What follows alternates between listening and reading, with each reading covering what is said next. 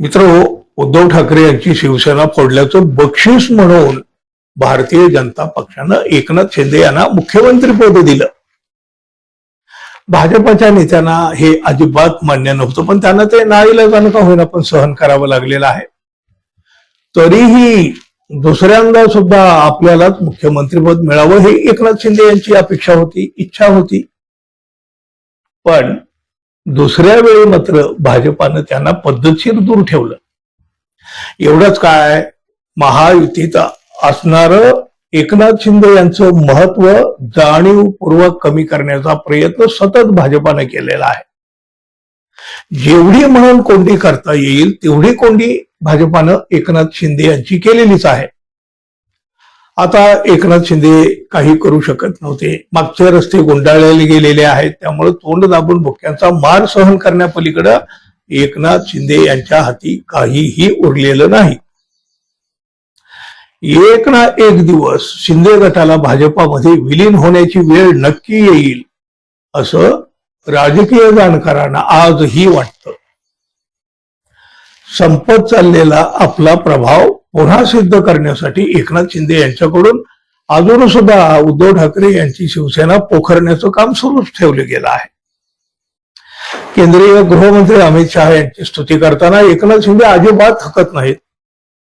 आता सुद्धा त्यांनी अमित शहा म्हणजे राजकारणातले चाणक्य, विकास पुरुष, पोलादी पुरुष अशा एकापेक्षा एक वजनदार शब्दामध्ये अमित शहाचं गुणगान गायलेलं आहे. अमित शहा हे सुद्धा अधूनमधून एकनाथ शिंदे यांचं कौतुक करताना दिसतात. राजकारणात केली जाणारी एकमेकाची स्तुती हे किती खरे असते हा भाग वेगळा आहे. एकनाथ शिंदे यांचं वर्चस्व देवेंद्र फडणवीस यांना खरंच सहन होत असेल का? शिंदे यांचा आपल्या खुर्चीवर डोळा आहे हे फडणवीस यांच्या लक्षात येत नसेल का?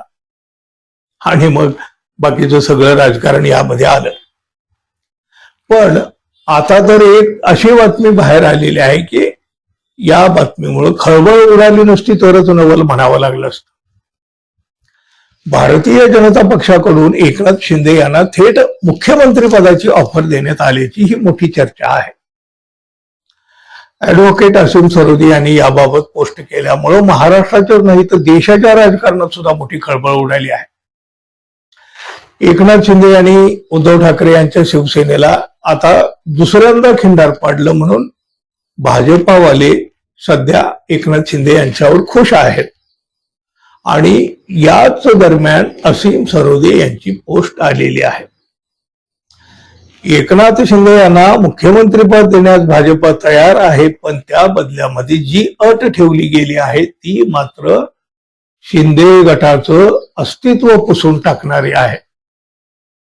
असीम सरोदे यांची ही पोस्ट काय आहे ती आधी बघा. सरोदे म्हणतात, भाजपनं एकनाथ शिंदेना मुख्यमंत्री पदाची ऑफर दिली आहे अशी माहिती अतिशय खात्रीशीर सूत्राकडूनच नाही तर काही मोठ्या आणि प्रतिष्ठित लोकांकडून मिळते.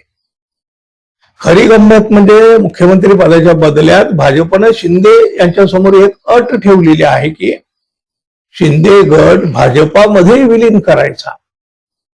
राजकारण मजेशीर वळणावर आलेलं दिसत असलं तरी देवेंद्र फडणवीस फॅक्टर निस्तेज करण्याची तयारी हा त्यातला गंभीर भाग आहे. फडणवीस नेहमी शिंदेना पाण्यात पाहतात आणि मराठा नेतृत्वाचा आपल्याला धोका आहे असं त्यांना वाटतं. बघूया काय घडतंय.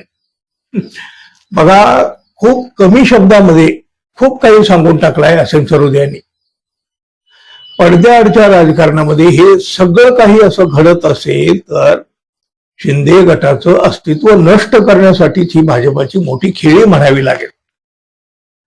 एकनाथ शिंदे यांना कदाचित मुख्यमंत्रीपद मिळेल सुद्धा, पण शिंदे गटाचं नामोनिशाण कायमचं संपणार आहे. शिंदे गटाला कधी ना कधी भाजपात विलीन व्हावंच लागेल असं जे म्हटलं जात होतं ना, ती वेळ बहुतेक आता जवळ आलेली दिसते. एकनाथ शिंदे यांना जर खरोखरच अशी ऑफर आली असेल तर त्यांच्या पुढं मोठा पेच उभा राहिला असेल.